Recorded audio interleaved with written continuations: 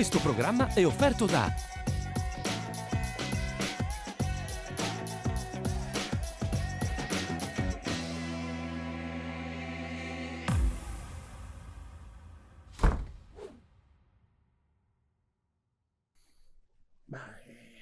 la parola neomelodico. La parola neomelodico, io penso che dipende dai punti di vista. Si è voluto coniare un termine, non si è capito se è stato fatto per etichettarci, perché tutti i termini servono o ad etichettare o a liberare. Se neomelodico vuol dire nuova melodia, e allora non abbiamo costruito niente, perché noi che siamo partiti negli anni 90 venivamo da un dopo nuova melodia. Quando è stato coniato il termine, la musica napoletana già era passata verso una pop music melodica, già si faceva la melodia di musica pop leggera, già c'era stato il maestro Nino D'Angelo che aveva fatto la rivoluzione. Però parlando musicalmente non si è fatto altro che continuare in quel genere, quindi bisognerebbe parlare di musica pop, musica funky, musica jazz. È sempre stato questo il modo di etichettare la musica o di spiegare che genere fai alla gente. Io penso che noi rimarremo e saremo sempre cantanti napoletani.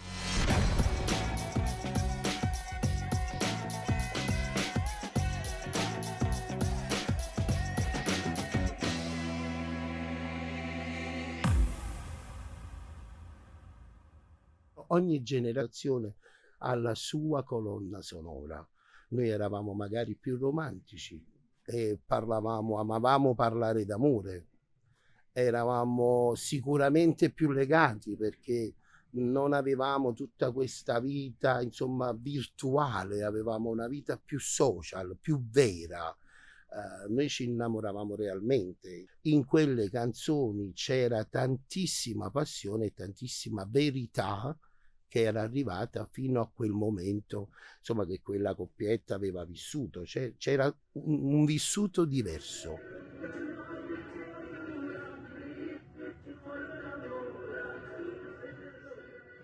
Cantautore, cantante, oggi produttore, qual è stato il percorso?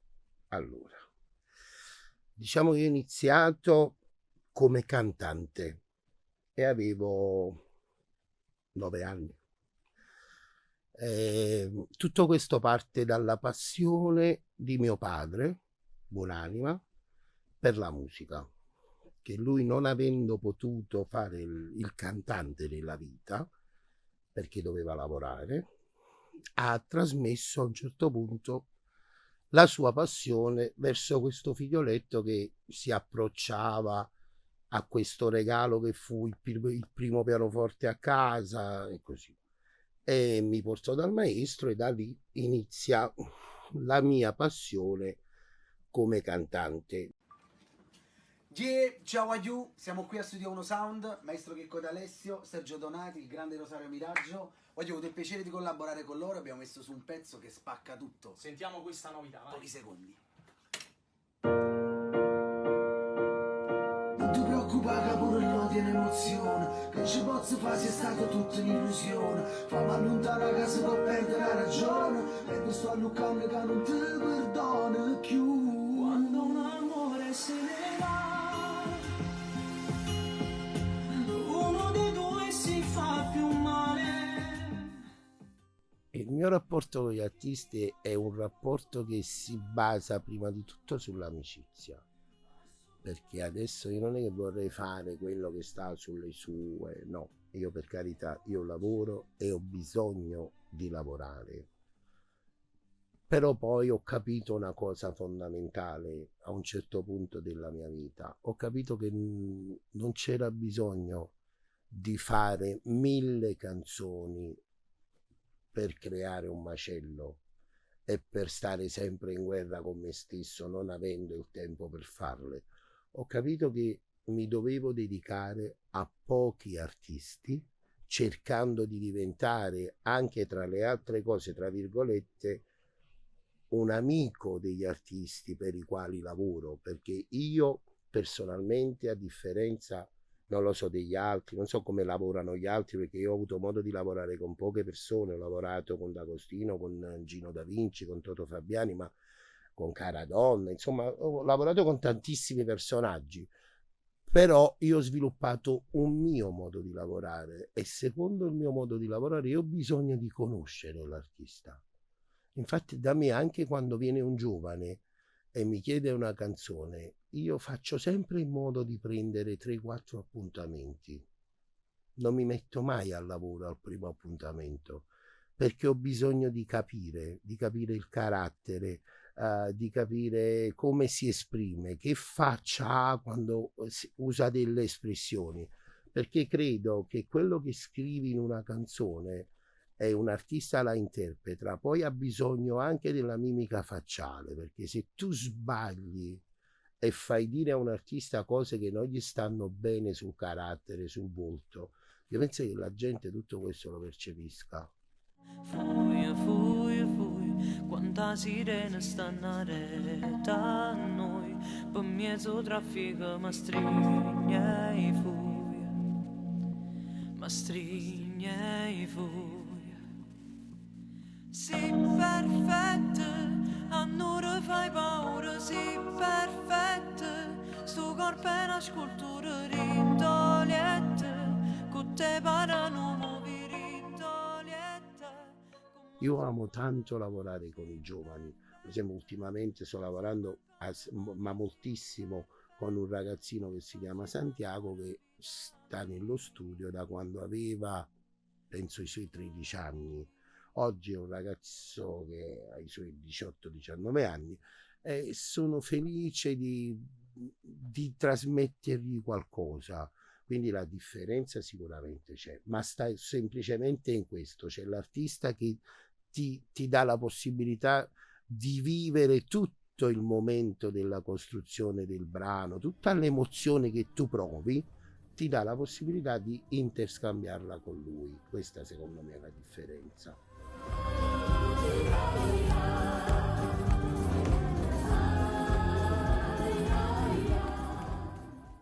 Io parto dalle piccole cose che credo siano essenziali e i termini efficaci. Io so solo una cosa, che per scrivere canzoni bisogna vivere e probabilmente correre talmente tanto nella vita e fare in modo che quando sei diventato un vecchietto, tu possa diventare un vecchietto che ha vissuto per la velocità una quantità di 3-4 vite insieme, perché un autore deve essere uno che ha vissuto tantissimo, deve essere uno che ha amato la vita, uno che ha amato le donne, uno che ha amato l'amore, uno che si innamora tutti i giorni, ma innamorarsi proprio della quotidianità, delle persone, degli animi che incontri, sapere ascoltare, parlare meno e ascoltare tantissimo per diventare un bravo autore. Allora, quanta lava c'è e quanto sale c'è? Allora, parliamo di lava, parliamo di fuoco. Il fuoco può essere accostato alla passione, a un modo di bruciare velocemente la vita. Il fuoco può essere accostato a tantissime cose. Io penso che invece ci sia tantissima lava, ma per un semplice motivo. Io penso di essere uno costantemente e perennemente innamorato della vita. Poi per quanto riguarda il sale della vita, il sale è una cosa fondamentale, ma il sale a me nella vita è servito tantissimo per curare le ferite. Poi tieni presente che io amo molto inserire il Vesuvio, cioè il vulcano, nelle mie canzoni. Infatti ultimamente sto scrivendo un testo dove inizio proprio parlando dei napoletani. Io inizio proprio dicendo: ci scetammo con Vesuvio fuori a porta e mettimmo a fu caffè pure per ciorta.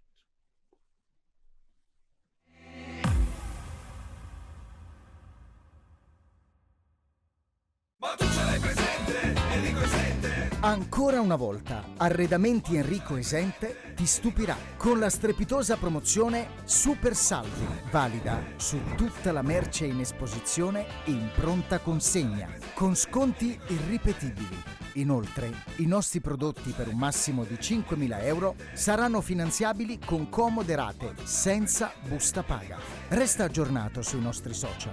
Lo storico showroom di via Renaccia 106 di Napoli lo trovi completamente ristrutturato. Il parcheggio è gratuito. Affrettati!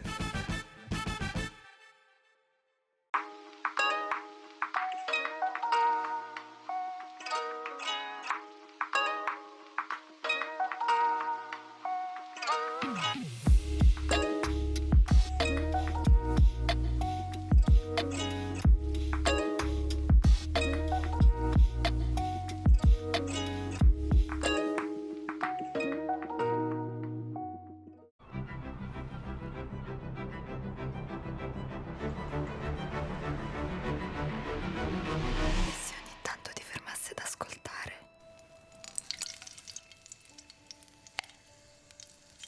le emozioni più semplici.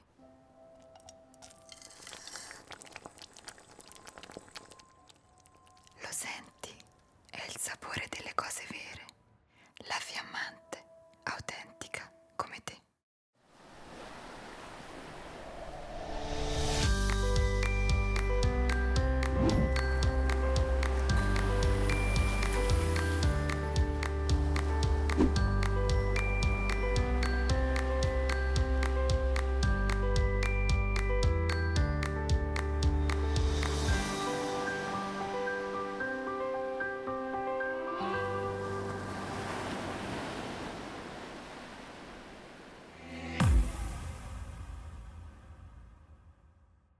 La lava, insomma, sicuramente quella incandescente, insomma, viene fuori insomma, nei momenti di incazzatura, diciamo così.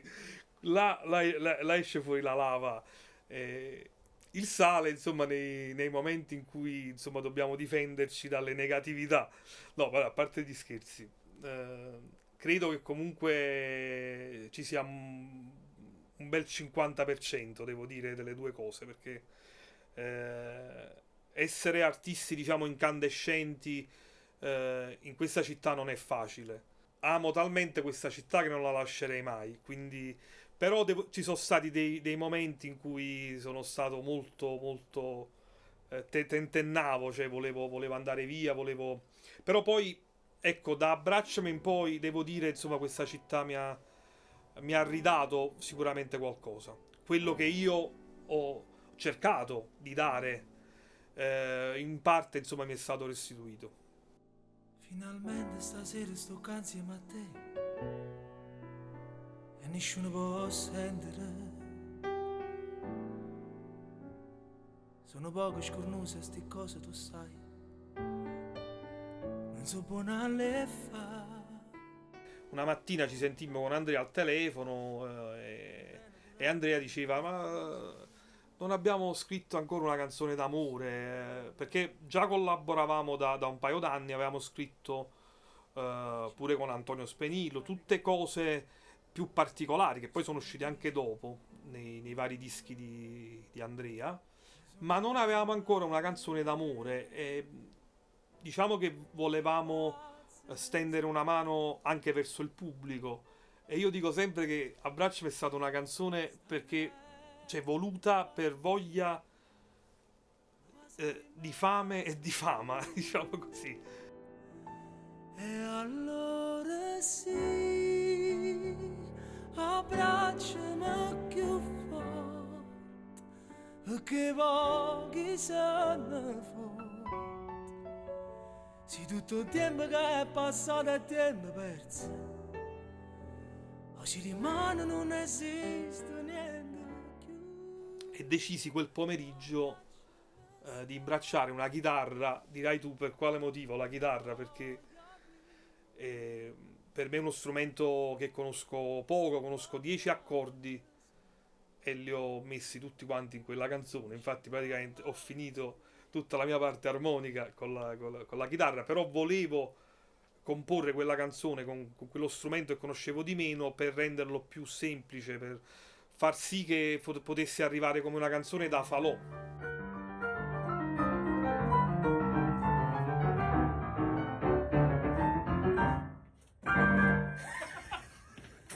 Allora, io ho cominciato, diciamo, a studiare pianoforte tipo a 12 anni. Purtroppo, insomma, le mie ore di studio non è che andavano poi benissimo, perché succedeva, insomma, che non è che c'avevo tanta voglia di studiare il pianoforte classico. E succedeva una cosa molto strana, cioè nel senso che quando poi l'insegnante di pianoforte si allontanava, in quel frattempo io cominciavo a suonare i pezzi, che so, di Pino Daniele, di Baglioni, insomma, di Venditti. Lei tornava e diceva: ma com'è possibile che non riesci a leggere mezza riga di biscrome, semicrome, eccetera, così, però riesci a suonare così bene queste canzoni? Sì, poi ho intrapreso il discorso di autodidatto, ho cominciato a fare piano bar quando ero giovanissimo insieme a un mio amico che si chiama Alfredo Iorio.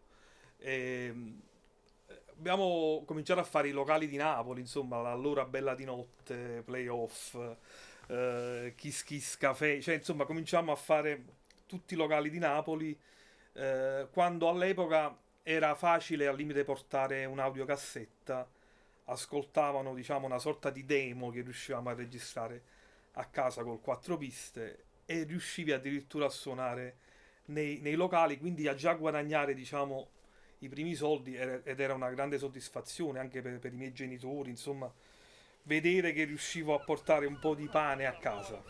All'interno delle nostre abitazioni abbiamo poi cominciato a frequentarci. Mauro Spenillo era un dodicenne, insomma a quasi tredicenne, che già suonava e già faceva gli arrangiamenti e già aveva il suo 4 tracce, e da lì insomma è iniziato questo lungo poi percorso insieme. Cominciammo, diciamo, a frequentarci musicalmente, cioè nel senso che lui suonava, che ne so, le chitarre nelle nostre canzoni, e io facevo gli arrangiamenti, suonavo il piano in questi provini di Antonio De Carmine.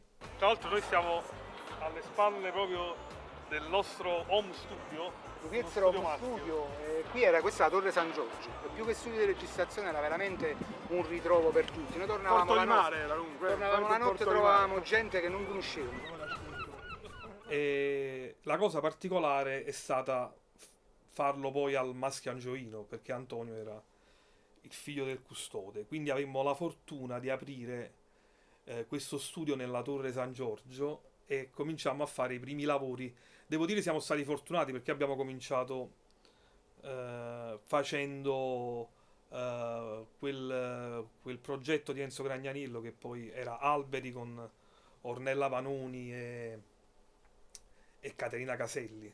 Mi è sempre piaciuto sia produrre sia scrivere, ed anche, insomma, essere poi frontman, diciamo, del mio progetto insieme ad Antonio De Carmine, appunto quando facemmo Sanremo nel 2001 con Targato Na. Principe e socio M.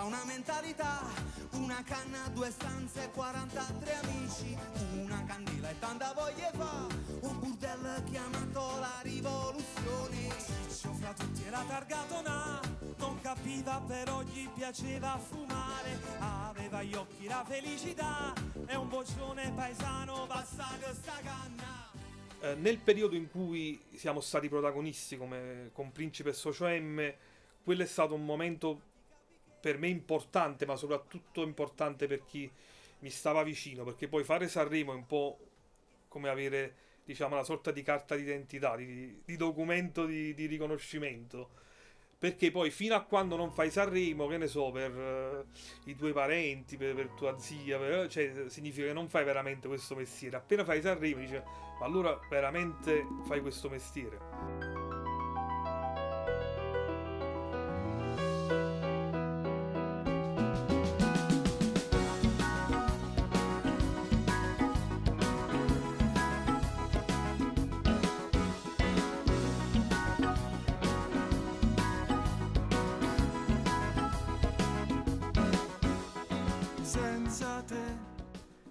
con Jeff Wesley è stata una cosa, insomma, che sembra quasi di aver sognato in un certo senso, anche perché in quel periodo stavamo nel periodo pandemia, insieme a Daniele Ippolito, Pippo Seno, Amedeo Siotto, altri amici, decidemmo di voler suonare a distanza un brano di Lucio Battisti e di voler coinvolgere Jeff Wesley, pensando che vabbè, non accetterà mai, ma invece poi ha accettato. Mi dice sempre: vienimi a trovare a Londra. spero di poterlo raggiungere prima o poi, perché ecco, quello è un altro mio mito, Jeff Wesley.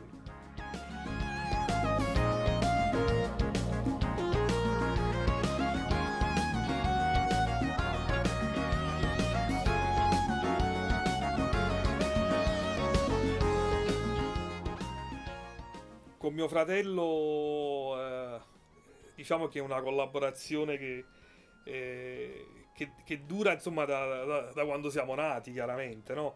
Che lui incredibilmente lui ha trasmesso a me, perché io sono più piccolo, quindi è lui che ha trasmesso la musica in me, perché lui ha cominciato comprando questo libretto degli accordi sotto la Galleria Umberto e portandolo a casa. E lui ha cominciato a scrivere le prime canzoni e io ho cominciato a guardare lui che suonava, e quindi poi da lì ho cominciato a prendere, in un certo senso, a scrivere anch'io. Devo dire che oggi come oggi è l'uno dà all'altro, nel senso che non c'è mai una regola. A volte parto io con una melodia e poi lui scrive il testo, a volte viceversa. Succede anche spesso che entro, insomma, nella parte letteraria, insomma, di quello che fa Antonio, quindi veramente non c'è una regola. Sopra quell'albero, lungo le rotaie dei treni, viveva Ulisse con la sua pistola. Aveva messo da parte tutti i solidi affetti. La notte disegnava il viso ai suoi ricordi. E devo dire che poi abbiamo anche avuto dei periodi in cui non abbiamo collaborato, abbiamo fatto delle cose, insomma, separate, però poi è più forte di noi. Sarà veramente per la fratellanza, e non riusciamo a stare poi molto tempo separati, e quindi questo per esempio è un periodo che stiamo collaborando molto, sia sulle canzoni sue sia sulle canzoni di altri artisti. Luna, come sei bella, dentro i tuoi cassetti metti via le ali della libertà. In fondo qui non si sta poi male, non c'è neanche l'affitto da pagare. Sopra quell'albero, lungo le rotaie dei treni, non c'è più Ulisse, brilla d'argento la sua pistola.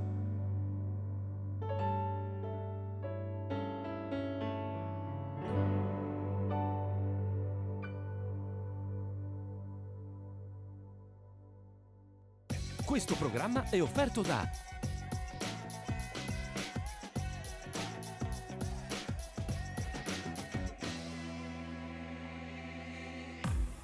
Fa piacere cantare in italiano, però se il napoletano, il nostro napoletano è un napoletano che riconosciamo, nel senso che ci appartiene, non è napoletano, sì, perché esistono napoletani e napoletani, ci sono anche linguaggi che non appartengono a noi, che quindi cantando quel linguaggio là non saremo assolutamente noi, però quello che cantiamo noi ci appartiene e ci fa arrivare alle persone. A noi questa cosa è una cosa che ci gratifica.